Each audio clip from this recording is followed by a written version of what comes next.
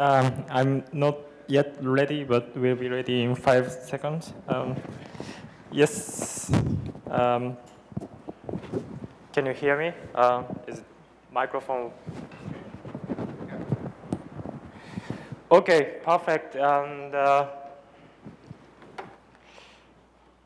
okay, so thank you very much. So it is my great pleasure to be here, and so thank you very much for organizers for giving me an opportunity to speak at this wonderful conference. So today I'm going to talk about efficient decoder for Hayden-Preskel thought experiment on black holes. This is a joint work with Alexei Kitaev, and hopefully the paper will appear soon. So let's get started. But before starting this talk, there is this sudden transition to holography from quantum error correction to holography. So I think it's better to give a sort of a few minutes overview of the nature of this interesting new research area on high energy physics and quantum information theory. So I guess the motivation is very simple, that quantum mechanics and general relativity are in serious conflict. And then their mutual inconsistency can be most vividly seen in the form of information loss puzzle. And quantum mechanics says that information is never lost, but general relativity seems to say that inside the black hole, maybe information is lost and becomes a Hawking radiation. And then, of course, we want to resolve their mutual inconsistency, and we want to construct a unified theory of quantum gravity. But by doing so, we want to become able to predict properties of black holes and our universe and so on. That's the motivation. And but the question is, why is quantum information theory useful for this goal? And I guess my answer is that it's by definition, because information loss problem in black hole is an information theory problem in quantum mechanical systems. And that's something we quantum information theorists are pretty good at. So I strongly believe that quantum information theory tools are the very important keys addressing this question. But in fact, there are actually already a good number of examples of successful application of quantum info ideas to high energy physics. And I just listed several examples, but of course this is not a complete list. But maybe you have heard of Liu-Takagi formula, firewall paradox, and also proof of C theorem by using strong subadditivity and so on. But I think one important thing is that in all these examples, of course, quantum information theory played very important roles, but at the same time, these ideas kind of gave birth to an entirely new research avenue. So in this sense, it's very, I think this conversation between quantum information theorists and high energy physicists have been very fruitful so far. And I myself got interested in this kind of questions around a few years ago when I wrote this paper on holographic quantum error correcting code with Daniel Harrow, Fernand Pastowski, and John Preskill. And I guess you have already heard about this a little bit from Daniel on Monday, I guess. And I think Fernand will further talk about this evolution in this direction in the next talk. But the idea is that you have this ADS-CFT correspondence. It's a correspondence between bulk physics, bulk gravity, and the boundary quantum mechanical systems. And their mapping is like a quantum error correcting code. Bulk degree of freedom is non-locally encoded into a boundary degree of freedom. So if you see the boundary from bulk, it's like encoding. And if you try to see bulk from boundary, it's like decoding. So it's actually very beautiful that this idea of a quantum error correction sort of naturally emerged in this quantum gravity researches. But I guess this is not entirely surprising in some sense, because we already know that quantum error correction is such an important idea in gravity. For example, I think many of you have heard that black hole is the densest quantum memory in nature. If you put lots of information in a finite region, then this eventually becomes a black hole, which sets the upper bound on the amount of information you can store. So it's a quantum memory problem. And maybe more recently, people have started understanding that the black hole is actually like, in some sense, it's the fastest encoder of quantum information. It hides quantum information very well. And that might be the reason why, for us, the information looks hidden from us. Maybe that's the reason. So for these reasons, I think this quantum error corrections and quantum gravity, there is a very deep connections which should be understood. Okay, so that's like a general overview of the problem. So now I would like to move on to the actual results of our work. So let me start. Okay, so in black hole thought experiment, we typically consider the following situations. Alice has some unknown quantum state, psi, and then she throws it into a black hole. And then black holes absorb it and then interact and apply some unitary operators and so on. And then now Bob comes and then he wants to reconstruct Alice's initial quantum state by collecting Hawking radiations. And then the question is, can Bob do that? And this question was originally addressed by Don Page in the following setting. Because black hole is such a mysterious and densely packed object, so let's assume that we don't know much about its dynamics. So let's assume that its dynamics is like something very random. Namely, let's approximate its dynamics by using how random unitary operator. By how random, I mean I just pick one particular unitary operator from all the set of all possible unitary operator acting on n qubits. Then let's see how it goes. Then what Page found is that in order for Bob to be able to reconstruct Alice's quantum state, he needs to wait for half of the black hole to evaporate. So in this, in this diagram, this red part shows the Hawking radiation, and then this must be like as big as this remaining black hole. Then Bob can start being able to reconstruct Alice's quantum state. So that is the Page's result. And then, so this time scale is actually called Page time and black hole evaporation and so on. But from quantum information theoretic viewpoint, this is just a quantum error correction, right? Because I'm encoding Alice's quantum state into some n-qubit system by using random quantum circuit. And therefore, by using random quantum circuit, we know that the code distance is around n/2. N is the number of qubits. So if you have more than n/2, then you can, of course, reconstruct psi. If you have less than n/2, you cannot reconstruct this. So this is really like a quantum error correcting problem, right? So this is the Page's thought experiment. It's a very classic result. Okay, so far I think the same story is very simple. But around 10 years ago, there was a very interesting breakthrough by Hayden and Preskill. So they added a very interesting twist to this classic setup of black hole information problem by assuming the following. Okay, again, Alice throws her quantum state into a black hole, but this time, actually, this black hole is an old black hole. It's not a new black hole. By old, I just mean that this black hole has already radiated half of its content. So this red dot represents early Hawking radiation. And then what Bob have been doing is that he actually secretly collecting this old Hawking radiation and stored it into his secret quantum memory. And then the question is, by Bob holding this additional early part of the Hawking radiation, can he do better than the previous Page's case or not? Okay, so again, this is like these two black dots and red dot. This is a remaining black hole, and then red one is a new early Hawking radiation, and they are maximally entangled with each other. And in this situation, Hayden and Preskill amazingly proved the following result. That is, if unitary operator U is Hall random, then if Alice's quantum state is m-qubit system, then just collecting m plus epsilon qubit of the Hawking radiation is enough to reconstruct Alice's quantum state. And this is kind of counterintuitive because we believe that Hall random unitary or black hole time evolution is like very chaotic and very complicated, but it seems like in this case, the reconstruction task is very easy.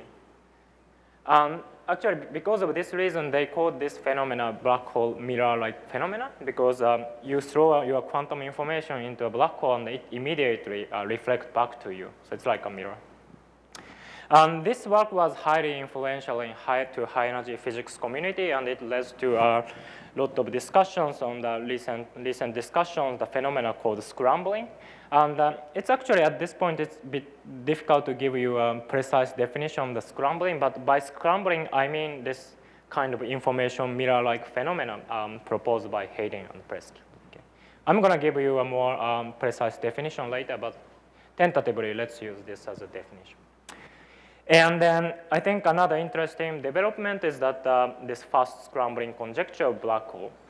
Because black hole is such a strongly interacting object, people started to think that well, it's actually, there are many materials and interacting systems in nature, but black hole is the fastest one to achieve and apply such a complicated random unitary so that this scrambling or information mirror phenomena is possible.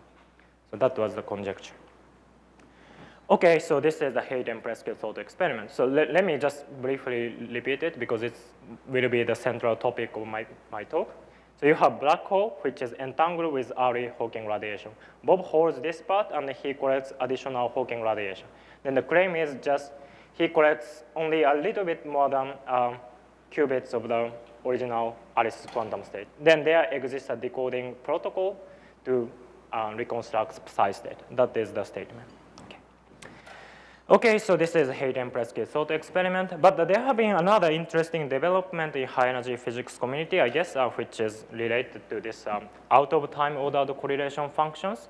People have started thinking that what is the good diagnostics of scrambling phenomena, and then people found that this out of time ordered correlation function, OTOC, is a good measure.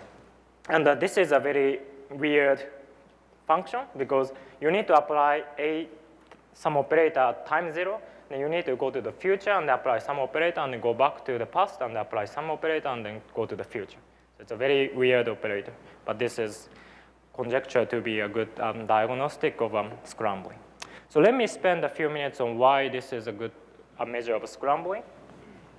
So imagine that you have some quantum mechanical system which is strongly interacting, and you have some pair of initial quantum state, psi 0 and psi 1. Then suppose that they are related by some local operator. So B is like some local spin flip or some simple operator. Then we let the system evolve. Then psi 0 becomes psi 0t, psi 1 becomes psi 1t, of course. Then it's related by BT operator. This is a time evolved operator, B0.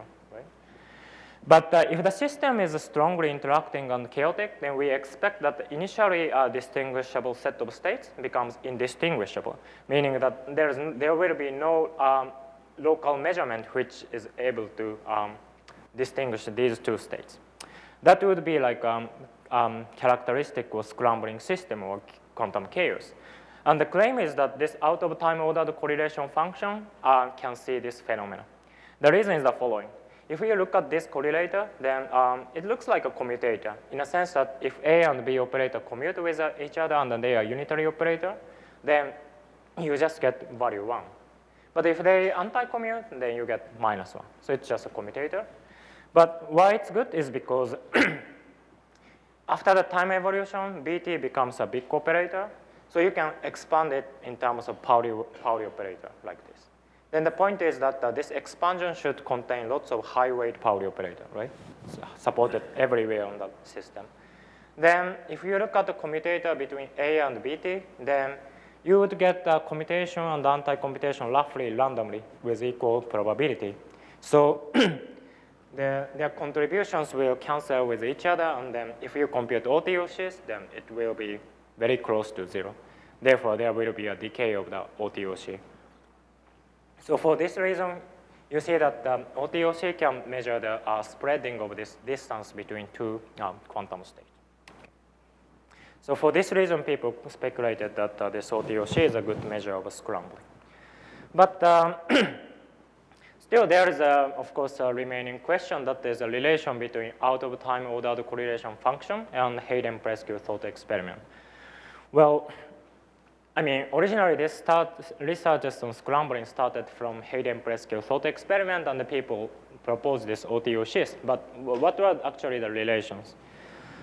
And for one thing, you can see the relation by seeing that how random unitary operator makes this Hayden-Presque experiment possible. Okay, that's a phenomenon of scrambling.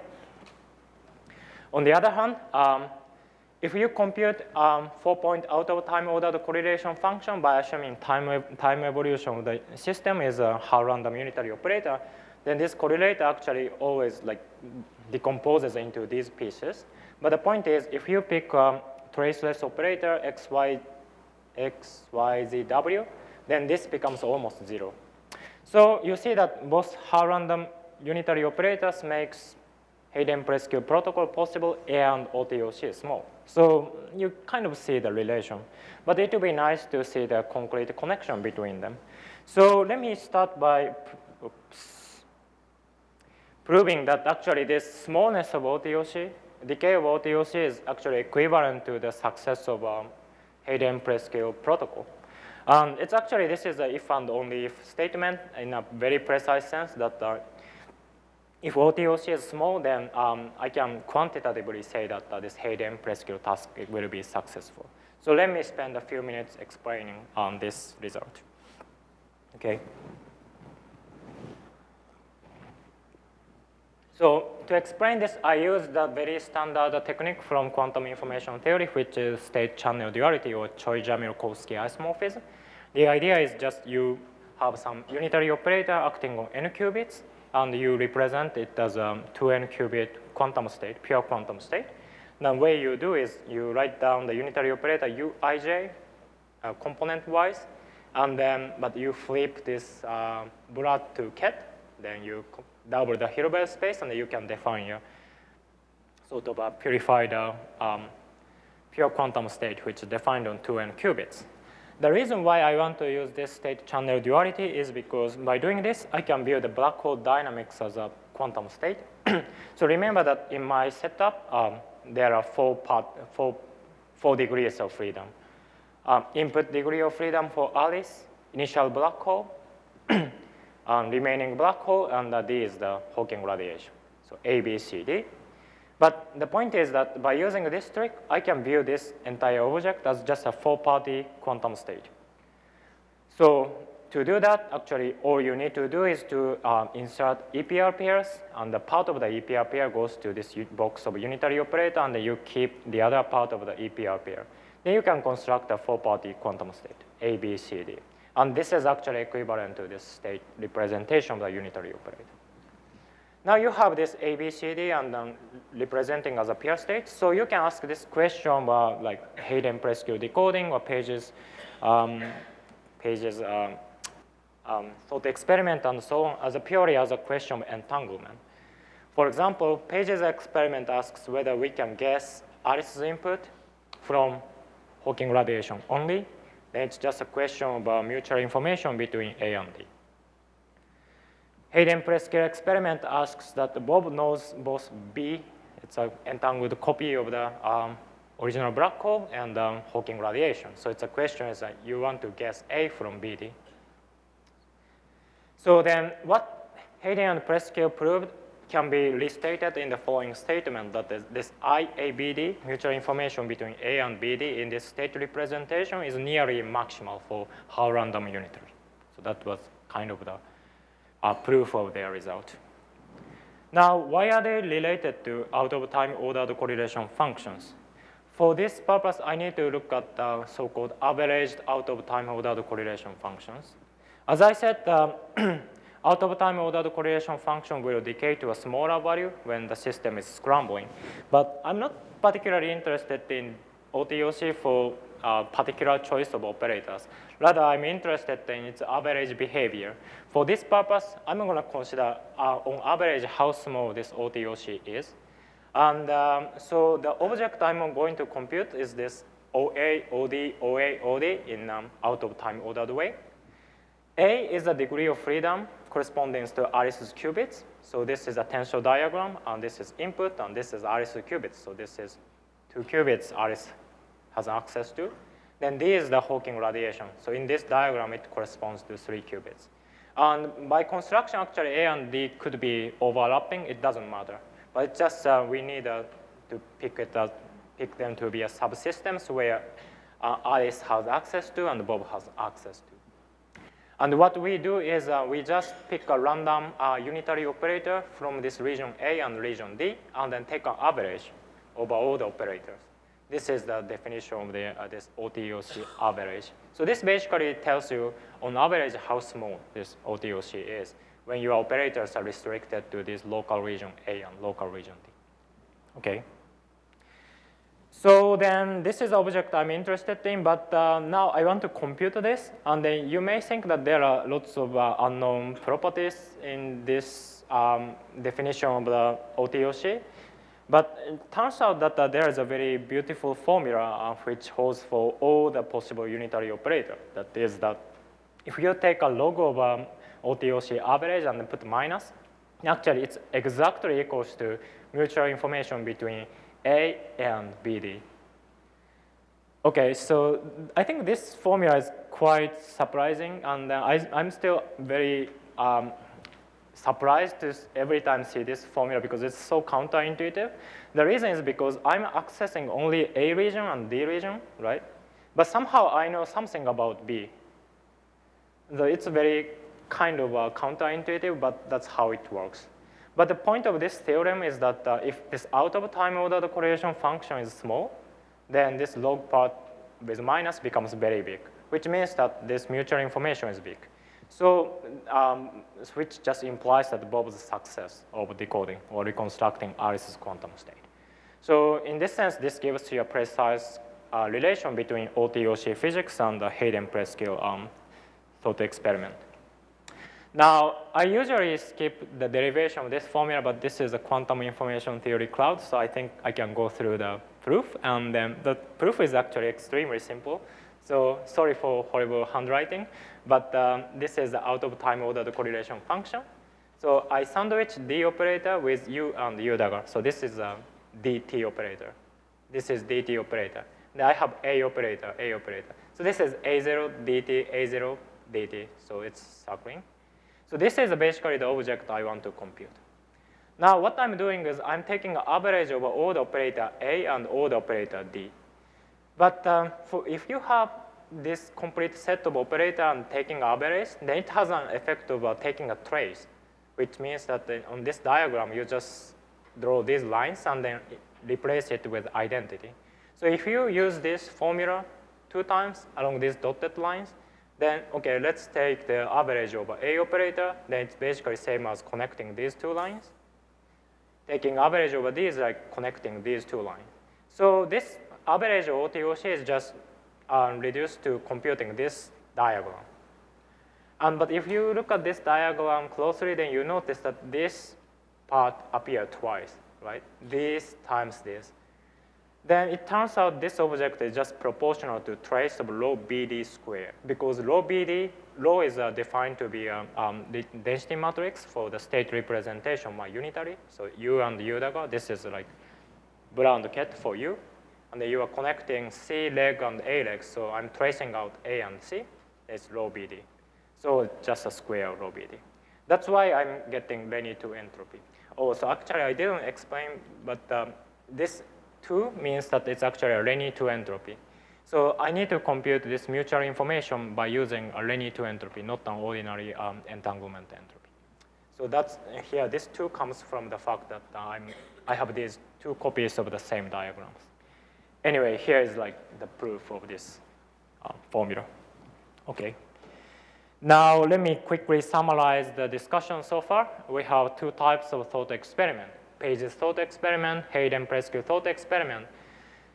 Page's experiment is just guessing A from D, so it's related to IAD. And this task is generically not possible if D is small. The reason is because 2-point correlator between A and D is very small. And by knowing that 2-point correlator is very small, then you can prove that this part is actually very small. So this is generically not possible unless you wait until half of the black hole to evaporate. But in the Hayden-Preskill experiment, the task is to guess A from B and D. In this case, this is possible because this out-of-time ordered correlation function is typically very small, and it becomes quickly small in a black hole and strongly interacting systems. Okay, so this is a distinction between Page's thought experiment and Hayden-Preskill thought experiment. And you can see that it's actually you can see this entire object, A, B, C, D, like a quantum error correcting code. In the Hayden-Preskill setup, Alice throws her quantum state, psi, and it is encoded into C, D, and also B, right? Then the statement is that this information about A is non-locally hidden in B, C, D. And accessing any two of them is enough to reconstruct Alice's input quantum state. So it's like a Qt perfect code. Okay.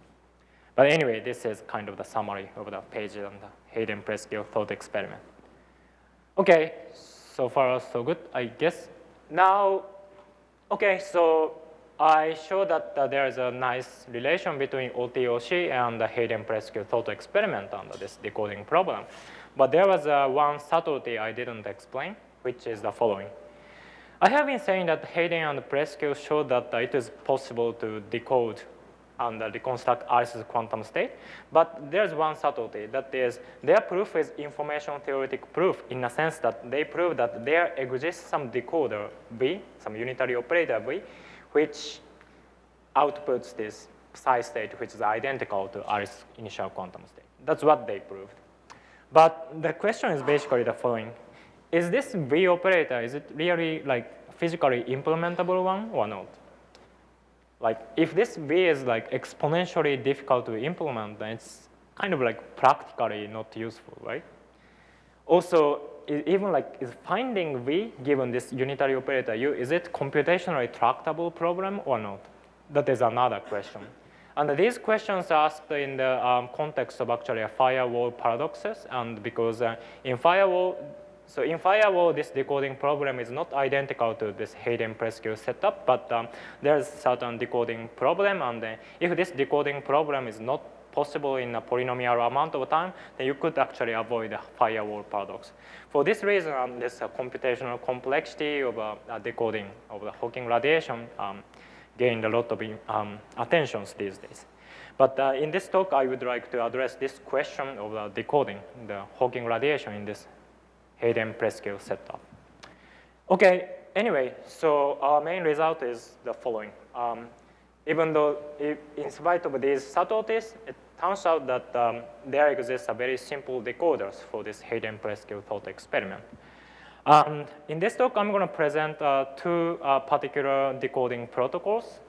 And first one is very simple. It's kind of cute, but the problem is that this first version of the decoder is probabilistic. It doesn't work always. So like you try it, and then you need to post-select the result in order to be successful. And that's a bad thing, but it seems that this phenomena is very related to the so-called traversable wormhole, where you have wormhole and you go from left side to right side and popping up and so on. That has such an interpretation. The second version is a bit more involved, and it builds on the first version of the protocol. But the good thing is about this second version is it's deterministic. And actually, we incorporate the very well-known global search algorithm into this first version of the decoder to make it deterministic. Okay. But let me start by explaining the first version of the protocol.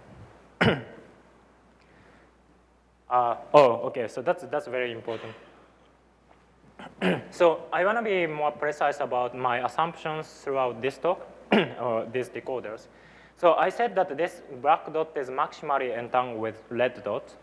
But for simplicity of discussion, I'm going to assume that these are actually a bunch of EPR pairs, like n copies of EPR pair. By EPR pair, I mean this is a state, which is a very particular state, which is like J times J with summations, without any phases. So this is a very clean, pure EPR pairs. That is very crucial in our assumption.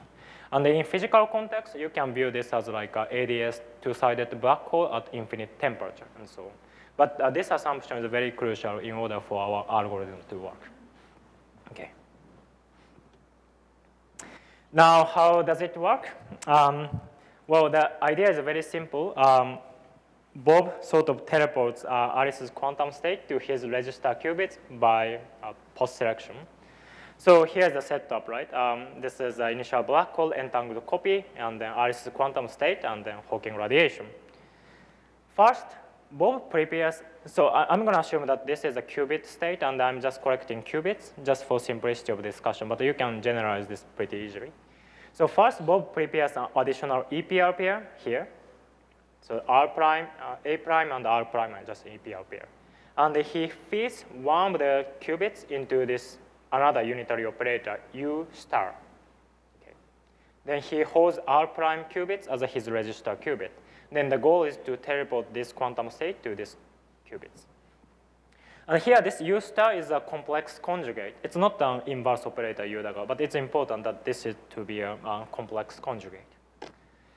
Now, after the time evolution by U and U star, Bob collects a pair of Hawking radiation from D and D prime. I take D prime in a symmetric way, so this is like same qubit. And so he just collects just 1 or 2 qubits from these 2 sides of the black holes. Then what Bob does is Bob performs a Bell measurement. By Bell measurement, I mean that it's just 0, 0 plus 1, 1 with 4 different bases, like entangled bases. And then our claim is that if Bob measured an EPR pair, by EPR pair, I mean this particular one, 0, 0 plus 1, 1, then he sort of immediately obtains this faithful copy. Well, it's not a copy, but it's a teleported Alice's quantum state here, identical one. This is the decoding protocol. So I guess it's very simple, right? You sort of run this, you prepare like a copy of the system, and then you run it with the U star operator, and then correct and then apply the projection into an EPR pair, and then you have the decoding. So it's a very simple protocol. Now, unfortunately, this protocol works only probabilistically because I need to measure EPR pair. So if I don't measure EPR pair, I don't know what's going to happen in general. So this protocol succeeds only with probability 1 over 4. But now let me explain why such a protocol works. It's actually because of the scrambling phenomenon. When the system is strongly scrambling, as I said, out of time ordered correlation function becomes small, and this IABD becomes big. So just for simplicity of discussion, let's assume that IABD is maximal, which means that there is a maximal correlation between A and BD. This means that if you insert some operator X here, and then there is a kind of corresponding operator which counteracts the effect of X here. Similarly, you can do the same argument for U star operator and then X star tilde, and so on. But the point is, if you connect these Hawking radiation lines in this tensor diagram, then this effect of X tilde and X tilde star cancel with each other. This means that acting X operator here is same as acting X star operator here. This means that there is a perfect correlation between input and output quantum state. Therefore, just by connecting these 2 lines, Alice's quantum state perfectly teleports to Bob's register qubit. This is the reason why this decoding protocol works. So for this reason, our decoding protocol really crucially depends on the scrambling phenomena, or smallness of out-of-time ordered correlation function. Okay, so now, so for simplicity of discussion, I assume that it's a maximally scrambling cases, but we can, of course, compute the probability of this decoding and so on very precisely. So first of all, the probability of measuring an EPR pair can be actually written like this. It's actually turns out to be an average of OTOC appearing again. Then with this probability, you get EPR pair. So when the system is strongly scrambling, this value becomes small, and then in the case of qubit, actually it's lower bounded by 1 over 4, and then the maximal scrambling corresponds to 1 over 4. So it's a very small probability, but still there it's a finite probability. And then after post-selection, you can compute the fidelity of reconstructed quantum state, which can be written by this value. The detail doesn't matter, but the point is that if OTOC is very small, then this approaches to 1. So you have a faithful reconstruction of a quantum state.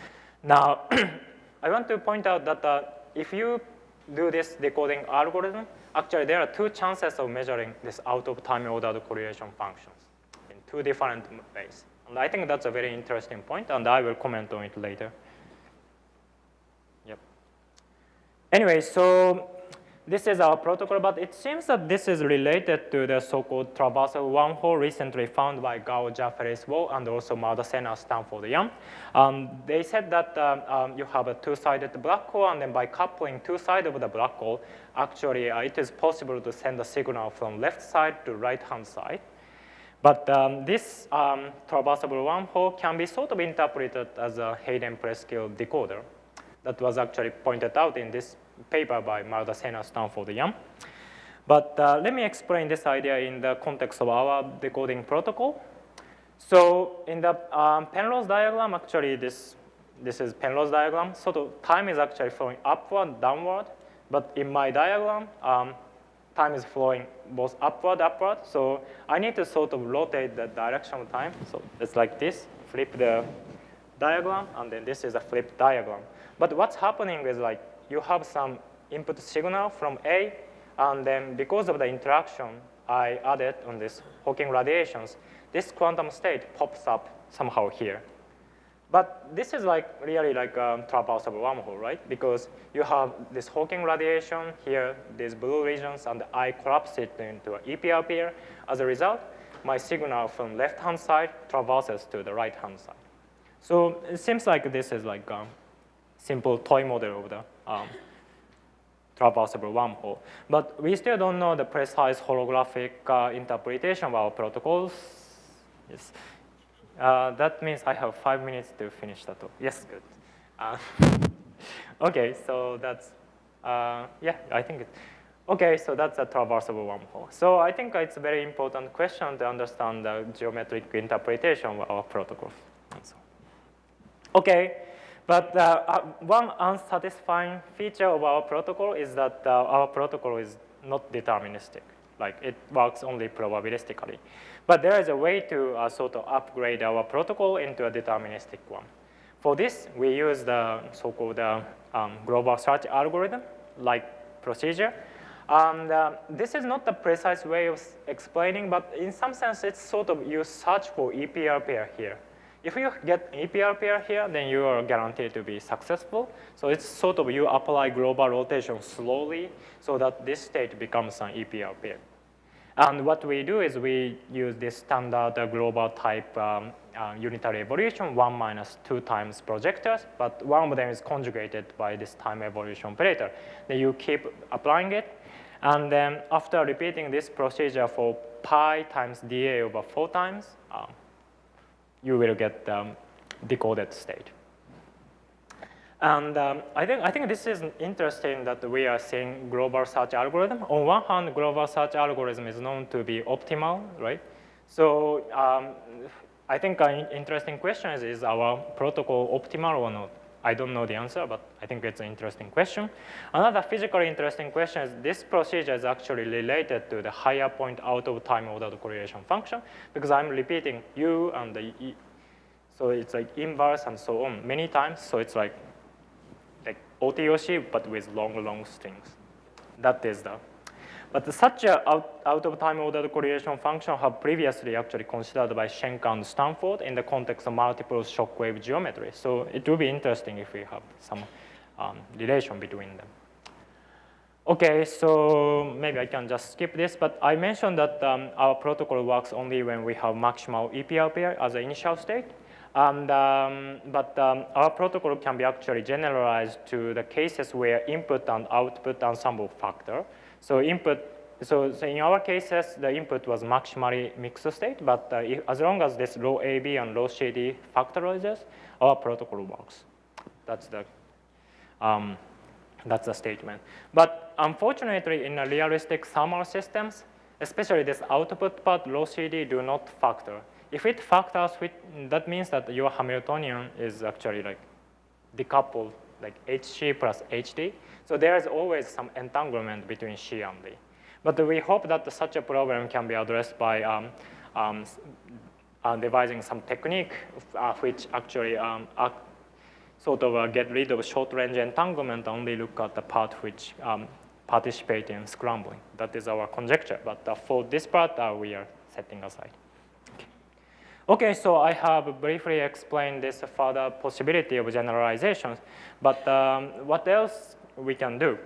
Now, around a month ago, I attended a very interesting conference in UBC, it's quantum information in quantum gravity. It's actually surprising that such a conference is third time, but it was a very interesting conference. But in this conference, one of our chair, John Prescue, gave us kind of a homework, which is this is the list of the questions we quantum information theorists should work on related to quantum gravity, quantum error correction, traversable wormhole, complexity, gravity laboratory, and cosmology or beyond ADS. And then when I look at this list, I was very happy because, well, because I sort of already addressed these 3 questions because quantum error correction, right? Because I'm decoding, so it's also traversable wormhole, and I'm giving efficient decoder from complexity-wise. So I already solved these 3 questions from his homework. But then I looked at the 4th list and the quantum gravity in laboratory. And then maybe there is something I can say about it. So let me say something about experiments. So experiments on out-of-time ordered correlation functions. So I think there have been many interesting efforts to measure out-of-time ordered correlation function experimentally, like doing this back and forth in time and so on. But the signature of scrambling is basically the decay of out-of-time ordered correlation function. So, but if you are an experimentalist and if you show me a data, okay, here you see this decay of out-of-time ordered correlation function. But the question is, are we really seeing the decay of OTOC? Because decay is like seeing nothing, right? For example, to be very specific, instead of unitary operator U, let's replace it with some depolarizing channel. Like I insert some depolarizing channel with some probability P, and then compute out-of-time ordered correlation function. Then what do we get? Then it's actually just this, because of this depolarizing noise, you can easily force OTOC value to be small. So if you just show me this data and then see like, okay, we are not seeing anything, then it's actually there is a possibility that you are actually not seeing anything. So the question is, how do we distinguish this unitary scrambling from this pure dissipations? That is the question. But fortunately, in our protocol, there are 2 chances of measuring out-of-time ordered correlation function. This probability of measuring EPR pair in the first this measurement, it's related to the average of OTOCs, and the decoding fidelity is related to, again, out-of-time ordered correlation function average.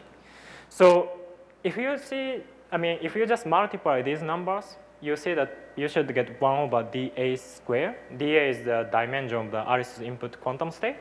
So if your experiment is perfect, you should be getting P times F, which is equals to 1 over dA squared. But if your experiment is not perfect, then what you get will be delta over dA squared, where actually this delta value goes from 1 over d squared to 1. And if d is equals to 1, then you are really seeing the scrambling phenomenon. OTOC, the value you observed is correct. But if this delta is very small, then yeah, it's not that sure. So this delta value, which is experimentally measurable, is like a good diagnostics about how much you are really seeing this scrambling phenomenon and so on. And I think this is interesting because I think the whole information loss puzzle is started from whether like black hole is actually really unitarily evolving or not. So I think such a protocol is, I think, even theoretically interesting.